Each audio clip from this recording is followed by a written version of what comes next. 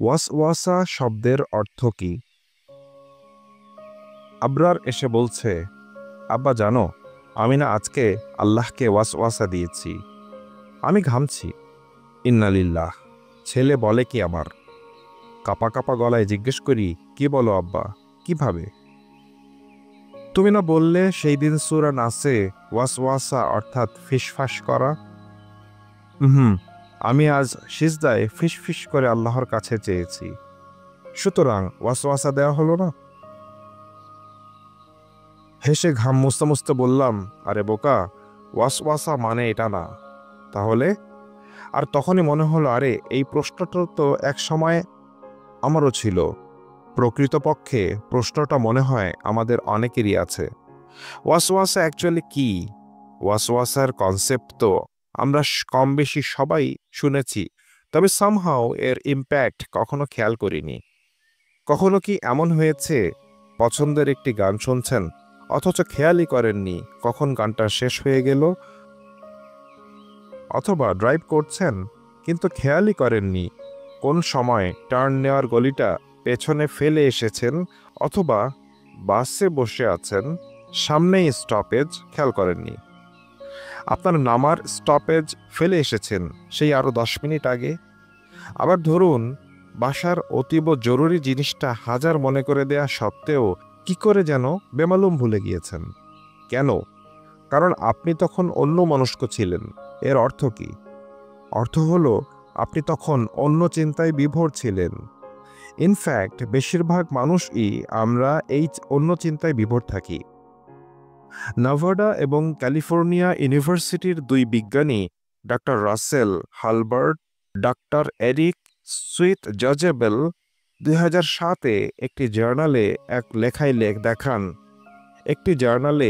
লেখায় দেখান দৈনিক আমরা অন্তত 6200টি চিন্তায় মগ্ন থাকি, এবং আমাদের এই চিন্তাগুলো শুরু হয় প্রম্পটের মাধ্যমে। যখনই সামনে কোনো একটি ঘটনা ঘটে, ব্যাস শুরু হয়ে যায় স্বপ্ন। সেই স্বপ্ন থেকে আরেকটা স্বপ্ন, সেটা থেকে আরেকটা স্বপ্ন, শেষ হতে না হতেই আরেকটা প্রম্পট, ব্যাস শুরু হয়ে যায় আবার স্বপ্ন। এ যেন এক ইনফিনিটি লুপ। কোনো এক অদৃশ্য সাথী যেন একের পর এক উস্কানিমূলক প্রম্পট দিয়েই যাচ্ছে, আর আমরাও সেই প্রম্পটের কারণে নানান চিন্তায় মগ্ন। স্রষ্টা জানিয়েছেন আমাদের সেই অদৃশ্য সাথী হল কারিন নামক এক জিন। সে জন্ম থেকেই আছে আমাদের সাথে, এবং এই কারিনই অনবরতভাবে আমাদেরকে বিরতিহীনভাবে তাগাদা দিয়ে যাচ্ছে। রাসূলুল্লাহ সাল্লাল্লাহু আলাইহি ওয়াসাল্লামকে জিজ্ঞেস করা হয়েছিল, ইয়া রাসূলুল্লাহ, আপনার সাথেও কি এই কারিন আছে? তিনি বলেছিলেন, হ্যাঁ, আমার সাথেও আছে, তবে আল্লাহর সাহায্যে সে এখন মুসলিম। সে অবশ্য এখন আর আমাকে খারাপ কিছুর প্রম্পট দেয় না। কারিনের এই প্রম্পটগুলো হলো ইন্টারনাল মনোলগের মতো। না পারবেন তাকে চুপ করাতে, না পারবেন একে শেষ করতে।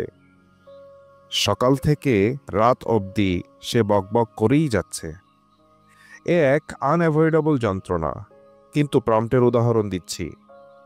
সকালে ফিটফাট হয়ে আয়নার সামনে দাঁড়ালেন, সাথে সাথে প্রম্পট, ওহ আজ তো তোমায় জোশ লাগছে। কোনো ইমেইল অ্যাটাচমেন্ট ছাড়া ছেড়ে দিলেন, সাথে সাথে প্রম্পট, তুই একটি আস্ত রামছাগল, তোকে দিয়ে কিচ্ছু হবে না। কিংবা অফিসের এক কলিগকে দেখে প্রম্পট, দেখ না, নেকাটা কেমনে মাথা দুলিয়ে বসের সস্তা জোকে হেসে যাচ্ছে। বাটপা, সবসময় খালি তেলবাজি। আবার কখনো প্রম্পট, দেখেছিস বেটাকে সুন্দর করে কথা বলে যাচ্ছে, তুই জীবনেও এমন হতে পারবি না। ও প্রমোশন হবে নাকি তোর হবে? এ যেন এক বিরামহীন বাদর লাফিয়ে বেড়াচ্ছে এক গাছ থেকে আরেক গাছে। এ তো গেল সামান্য কিছু উদাহরণ। চিন্তা করুন, সারাদিন এমন 6000 বকবকানি আমাদের সহ্য করতে হয়। নো ওয়ান্ডার আমরা কেন এত স্ট্রেস থাকি। ফিলোসফার কিংবা সাইকোলজিস্টরা এই প্রম্পটগুলোর নাম দিয়েছে মেন্টাল চ্যাটার। মেন্টাল চ্যাটার হিসেবে, আর আমরা জানি কারিনের দেয়া এই প্রম্পটগুলোই হচ্ছে ওয়াসওয়াসা। নো ওয়ান্ডার আমরা কেন এত স্ট্রেস থাকি। ফিলোসফার কিংবা সাইকোলজিস্টরা এই প্রম্পটগুলোর নাম দিয়েছে মেন্টাল চ্যাটার হিসেবে, আর আমরা জানি কারিনের দেয়া এই প্রম্পটগুলোই হচ্ছে ওয়াসওয়াসা। এই মেন্টাল চ্যাটার বা ওয়াসওয়াসাকে বশ করা একটি টুল আছে। টুলটি হলো অ্যাওয়ারনেস। আমরা যখন কনশাসলি অ্যাওয়ার, এই চিন্তাগুলোকে অবজার্ভ করি এবং কনশাসলি মেন্টাল চ্যাটারকে অ্যাক্টিভিল প্রশ্ন করি, চিন্তাগুলো একটি ধোঁয়ার মতো গায়েব হয়ে যায়, অলমোস্ট ম্যাজিক্যালি। এখনই ট্রাই করে দেখতে পারেন। নিজেকে এই মুহূর্তে প্রশ্নটা করেন, আচ্ছা এখন আমি কি চিন্তা করছি? আচ্ছা আমার নেক্সট চিন্তাটা কি হবে? দেখবেন আপনি কোনো কিছু আর চিন্তা করতে পারছেন না এবং হঠাৎ প্রেজেন্ট মোমেন্টে চলে এসেছেন। কয়েকদিন এই অ্যাওয়ারনেস প্রশ্নটি প্র্যাকটিস করুন। আস্তে আস্তে প্রম্পটগুলো ধরা সহজ হয়ে যাবে। মনে রাখবেন, আপনি হচ্ছেন একজন অবজারভার। যাই চিন্তায় আসুক না কেন তাকে জাজ করবেন না, সিম্পলি অবজার্ভ করবেন। আমাদের দিনে এই কনস্ট্যান্ট অ্যাওয়ারনেস থাকাটার একটি টার্ম আছে। টার্মটি হলো তাকওয়া, এবং যারাই কনস্ট্যান্টলি এই তাকওয়া স্টেটে থাকে তাদেরকে আমরা বলি মুত্তাকি। চমৎকার এই শব্দটির ট্রান্সলেশন অবশ্য আমরা বানিয়ে ফেলেছি ভয় হিসেবে। তাফসিরের পাতায় বলেন অথবা ডাইরেক্ট অনুবাদগুলোতে বলেন, সবখানেই লেখা আল্লাহকে ভয় করো। এই তাকওয়া শব্দটি বিভিন্ন ফরমেশনে 258 বার পেয়েছি কুরআনে। যেমন লাআল্লাকুম তাত্তাকুন, যেন তোমরা আল্লাহকে ভয় করো। ওয়াত্তাকুল্লাহ, এবং আল্লাহকে ভয় করো। ফাত্তাকু, অতএব আল্লাহকে ভয় করো। মুত্তাকিন, খোদাভীরু হও। ভয় ভয় আর ভয় মাথায় গেঁথে গিয়েছে। আল্লাহই একমাত্র ভয়ের যোগ্য, তাকে ভয় পেতে হবে। অথচ ভাষা নিয়ে কাজ করতে গিয়ে শিখলাম ভয়ের জন্য কোরআনে ব্যবহার হয়েছে খৌফ অথবা খাশিয়া শব্দটি। তাকওয়া শব্দের সব থেকে কাছের অর্থ বুঝলাম অ্যাওয়ারনেস, অর্থাৎ চিন্তার ধূম্রজালে না ভেসে অন্যমনস্ক না হয়ে সর্ব অবস্থায় সচেতন থাকলে আমরা বুঝতে পারি যে কেউ একজন এই মুহূর্তে আমাদের নজরদারি করছে। এই ইনফর্মড অ্যাওয়ারনেসটিই হচ্ছে তাকওয়া। এখন লক্ষ্য করুন, আমরা যদি এই ভয় শব্দটি মামুলি অ্যাওয়ারনেস দ্বারা পরিবর্তন করে দেই তাহলে কি দাঁড়ায়? লাআল্লাকুম তাত্তাকুন, যাতে তোমরা আল্লাহ সম্পর্কে সচেতন হতে পারো। ওয়াত্তাকুল্লাহ, আল্লাহর সম্পর্কে সচেতন হও। ফাত্তাকুল্লাহ, অতএব আল্লাহর বিষয়ে সচেতন হও। মুত্তাকিন, যে সব সময় সচেতন থাকে সেরকম হও। পুরো অর্থই পরিবর্তন হয়ে যাচ্ছে। এখন অবশ্য আরেকটি প্রম্পট পেলাম, শয়তানকে না শিকলবন্দি করে রাখা হয়েছে? রমজান মাসে কেন আমরা এখনো প্রম্পট ফিল করি? শয়তানকে না শিকলবন্দি করে রাখা হয়েছে? উত্তর হাদিস শরীফে পেলাম, রমজান এসেছে মানেই সব শয়তান কিন্তু শিকলবন্দি নয়, শুধু ইবলিস এবং লিডারশিপ রোলে যারা আছে তারাই শুধু শিকলবন্দি। অর্থাৎ আমাদের কারিন এখন আমাদের সাথেই থাকে এবং সে তো তখনও দিব্যি ওয়াসওয়াসা দিয়ে যায়। এই জন্য আজেবাজে চিন্তা উকি ঝুঁকি দেয়।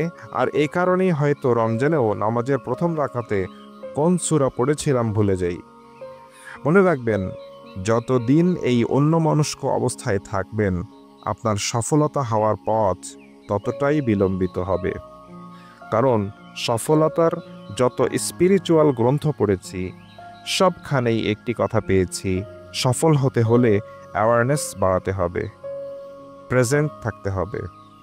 স্রষ্টাও কিন্তু চান আমরা যেন সাকসেসফুল হতে পারি। আর এই জন্যই তো তিনি বারবার মুত্তাকি হতে বলেছেন। তাহলে প্রশ্ন আসে না, মুত্তাকি হব কি করে? দেশে তো আর কোনো তাকওয়া ভ্যাকসিন পাওয়া যায় না যে 3 বার পুশ করলাম ব্যাস মুত্তাকি হয়ে গেলাম। বিষয়টা তিনিও জানেন যে আমাদের বলে কয়ে মুত্তাকি বানানো যাবে না। তাই তো তিনি ঘাড়ে ধরে এক্সারসাইজ করিয়ে দিয়েছেন রোজা। তিনি রোজাকে বাধ্যতামূলক করেছেন এবং বলেছেন, হে বিশ্বাসীগণ, তোমাদের প্রতি রোজা ফরজ করা হয়েছে যাতে তোমরা মুত্তাকি হতে পারো। কেন? কারণ যখনই কারিন রোজা অবস্থায় আমাদেরকে খারাপ প্রম্পট দেয় তখনই আমরা সেটা বুঝতে পারি এবং চেষ্টা করে বাধা দিতে পারি এই বলে যে না আমি রোজাদার, এটা করা যাবে না, আল্লাহ দেখছেন। এই যে অ্যাওয়ারনেসটা, সতর্ক অবস্থাটা, না আমি রোজাদার, এটা করা যাবে না, আল্লাহ দেখছেন, এটাই কিন্তু অ্যাওয়ারনেস হওয়ার প্রথম স্টেপ। তাই আমার মনে হয় এই আগত রমজানে আমরা একটি জিনিস বেশি বেশি চাইতে পারি, আর তা হলো, হে আল্লাহ, আপনি আমাদের কারিনকে মুসলিম বানিয়ে দিন, যেন সে আমাদেরকে ওয়াসওয়াসা দেয়া বন্ধ করে দেয়। সেই সাথে হে আল্লাহ, আপনি আমাদেরকে মুত্তাকি বানিয়ে দিন, যেন আমরা আপনার উপস্থিতিতে সর্ব অবস্থায় অনুভব করতে পারি।